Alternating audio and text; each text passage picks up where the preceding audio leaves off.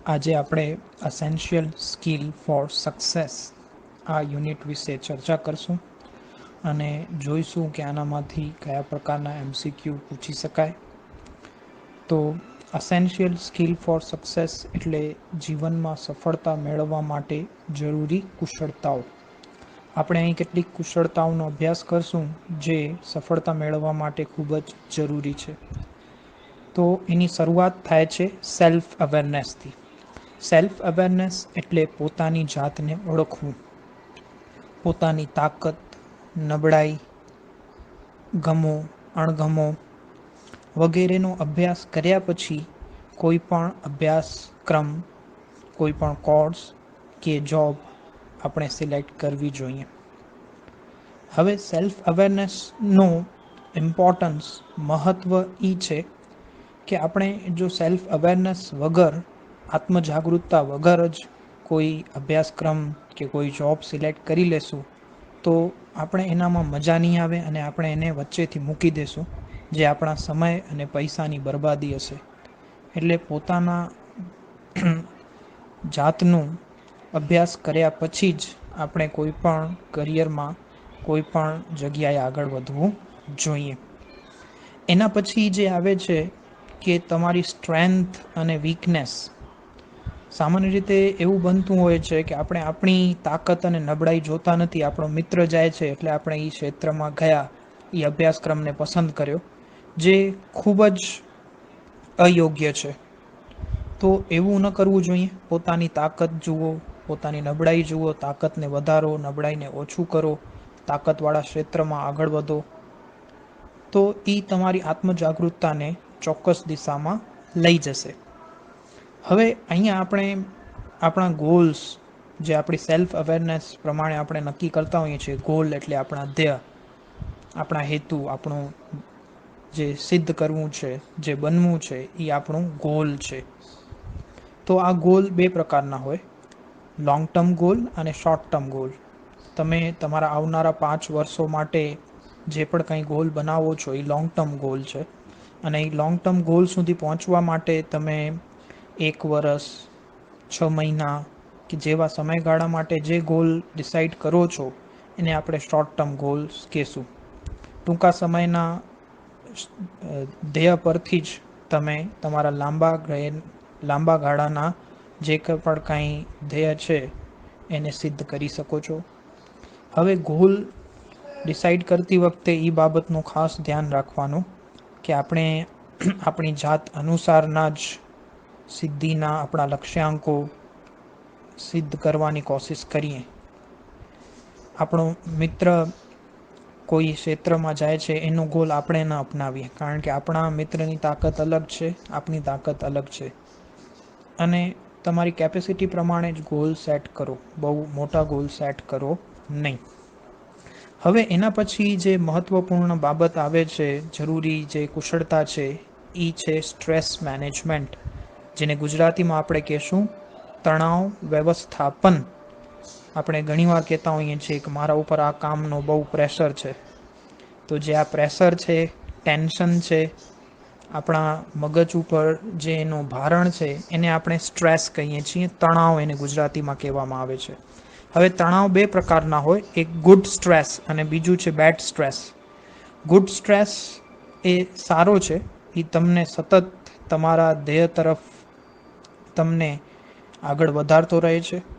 અને bed stress એટલે બીજું કંઈ નહીં, આપણે જે બિનજરૂરી ટેન્શન આપણે લઈ લઈએ છીએ અને હાર માનીને લઈએ છીએ એને આપણે બેડ સ્ટ્રેસ કહીએ છીએ.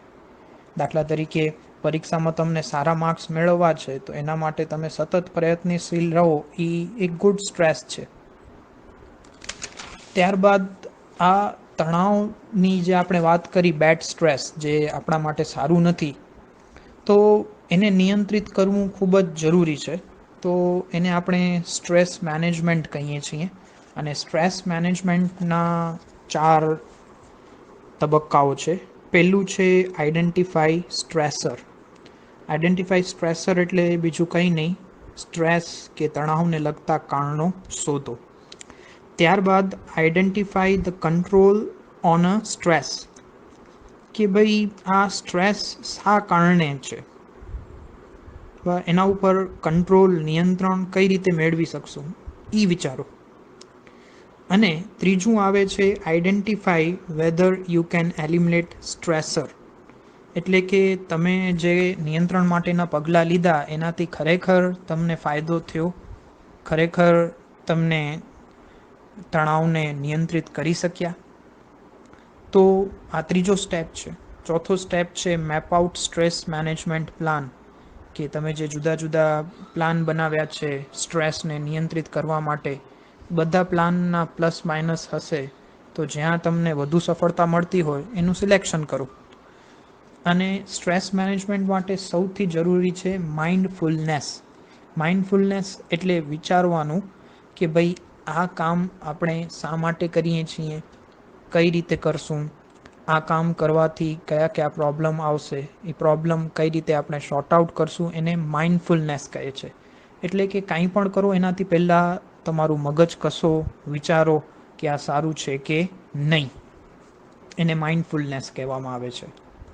એના પછી આવે છે પ્રોબ્લેમ સોલ્વિંગ, કે ભાઈ જીવનમાં અનેક પ્રોબ્લેમ, અનેક સમસ્યાઓ આવતી હોય છે અને દરેક સમસ્યાઓનો હલ પણ હોય છે.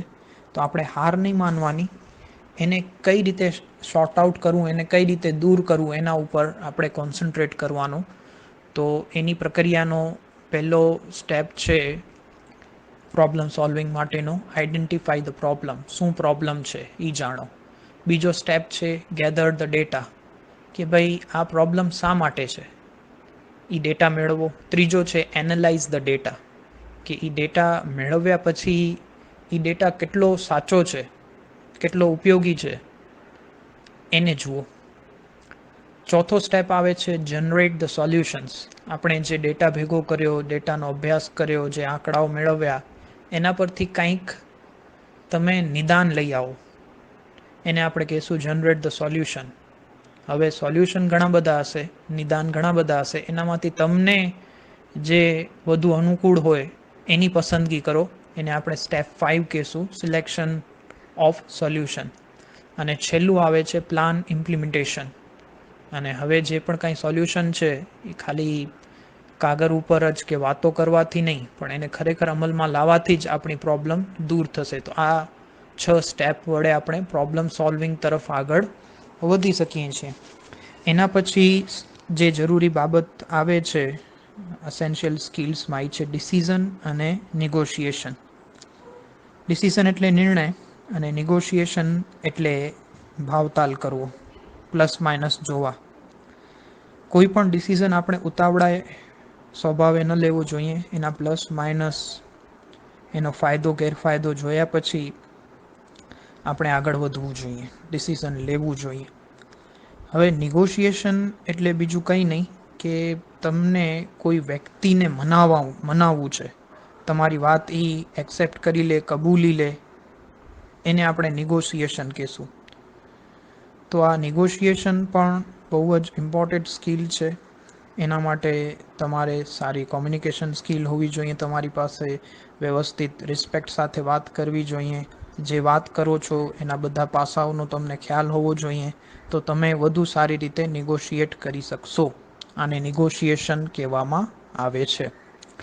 એના પછી આવે છે ટાઈમ મેનેજમેન્ટ. એ પણ જરૂરી કુશળતા છે. ટાઈમ મેનેજમેન્ટ એટલે બીજું કંઈ નહીં, તમારી પાસે ઉપલબ્ધ સમયનો તમે વ્યવસ્થિત સદુપયોગ કરો અને કંઈક ને કંઈક પ્રવૃત્તિમાં તમે જોડાયેલા રહો. જો તમે ટાઈમ મેનેજમેન્ટ નહીં કરો તો તમારો ટાઈમ વેડફાશે અને તમે જીવનમાં આગળ વધી શકશો નહીં.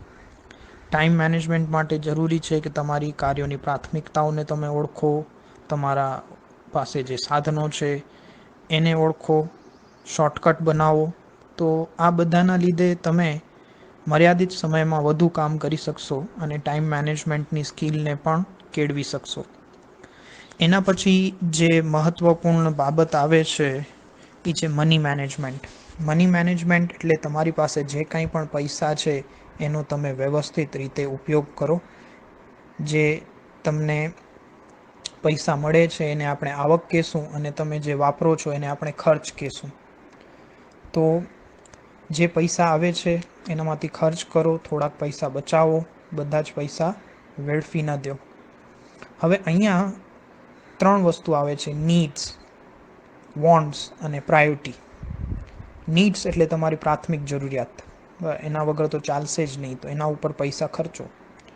વોન્ટ્સ એટલે કે એકવાર તમારી ખાવા પીવાની બધી જરૂરિયાતો પૂરી થઈ ગઈ, એના પછી તમારી વોન્ટ્સ કે ભાઈ મારી પાસે સારા કપડાં હોવા જોઈએ, મારી પાસે સારો એવો જીવન હોવું જોઈએ, તો એને આપણે વોન્ટ્સ કહેશું. તો એના ઉપર પણ થોડાક પૈસા ખર્ચી શકાય છે. એના પછી જે પ્રાયોરિટીઝ છે, પ્રાયોરિટીઝમાં આપણી બધી ડિઝાયર્સ આવી જાય છે, ઈચ્છાઓ આવી જાય છે કે ભાઈ મારી પાસે બંગલો હોવો જોઈએ, કાર હોવી જોઈએ. એ સૌથી છેલ્લે આવે છે. તો પહેલે મની મેનેજમેન્ટમાં તમારી નીડ્સ અને વોન્ટ્સને પૂરું કરો, પછી જો પૈસા બચે તો તમારી જે કાંઈ પણ લક્ઝરિયસ ડિઝાયર્સ છે, ઈચ્છાઓ છે બંગલાઓની, ગાડીઓની, એના તરફ તમારું લક્ષ્ય રાખો. તો આ મની મેનેજમેન્ટ છે. તમારી પાસે જે પૈસા આવે છે, તમે જે વાપરો છો એને આપણે સ્પેન્ડિંગ કહેશું.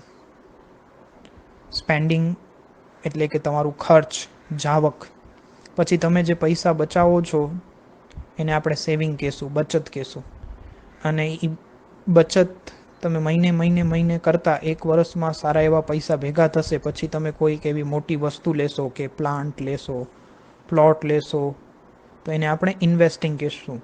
અથવા બેંકમાં પૈસા રોકી દેશો. તો આ બધું મની મેનેજમેન્ટનો ભાગ છે કે ભાઈ આપણી પાસે આવતા પૈસાને આપણે વ્યવસ્થિત રીતે ખર્ચીએ, વ્યવસ્થિત રીતે પૈસા બચાવીએ, તો આપણું મની મેનેજમેન્ટ પાકું રહેશે. એના પછી જે નેક્સ્ટ બાબત આવે છે એ છે માઇગ્રેટિંગ ફોર ઓપોર્ચ્યુનિટીઝ. માઇગ્રેટિંગ એટલે કે એક સ્થળથી બીજા સ્થળે જવું. આપણે જોઈએ છીએ અત્યારે જરૂરી નથી કે આપણે આપણી આજુબાજુ જ જોબ મળી રહે. આપણે આપણા શહેરની બહાર, જિલ્લાની બહાર, રાજ્યની બહાર પણ જવાનું થઈ શકે છે. અને એ જીવનમાં આપણને એક નવો અનુભવ આપે છે. બહાર જશું તો આપણે વધુ તૈયાર થશું.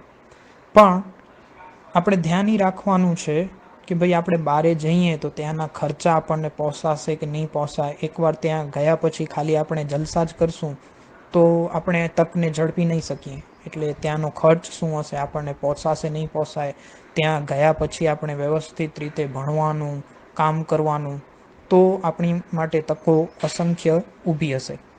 તમે જ્યારે માઇગ્રેટ થાઓ છો, એક જગ્યાએથી બીજી જગ્યાએ જોબ માટે કે અભ્યાસ માટે જાઓ છો, તો તમે તમારા કમ્ફર્ટ ઝોન, આરામદાયક પરિસ્થિતિઓને ત્યજી દો છો. એટલે તમે લર્નિંગ ઝોનમાં આવી જાઓ છો. ત્યાં જઈને કંઈક નવું શીખો છો બહારે જઈને. અને એના લીધે તમારું ગ્રોથ ઝોન, તમારો વિકાસ શક્ય બને છે. મિત્રો, ઘણીવાર આપણે દેશની બહાર પણ માઇગ્રેટ થતા હોઈએ છીએ જોબ માટે કે અભ્યાસ માટે. તો ત્યાં પણ આપણને એ જ ધ્યાન રાખવાનું છે કે ભાઈ ત્યાંના ખર્ચા આપણને પોસાશે કે નહીં પોસાય, આપણે કેટલું ત્યાં કમાવી શકશું. આ બધું જોયા પછી, બધી જરૂરી પ્રોસેસ કર્યા પછી જ આપણને વિદેશમાં સ્થાનાંતરિત થવું જોઈએ. અહીંયા પાસપોર્ટ બનાવવું અનિવાર્ય બને છે. આપણે આપણો દેશ મૂકીએ ત્યારે આપણું પાસપોર્ટ આપણા દેશનું અને જે દેશમાં જઈએ છીએ ત્યાંની વિઝા મેળવવી પણ જરૂરી છે. તો આ પાસપોર્ટની પ્રોસેસ કઈ રીતે થાય, વિઝાની પ્રોસેસ કઈ રીતે થાય, એની પણ આપણે માહિતી મેળવવી જોઈએ.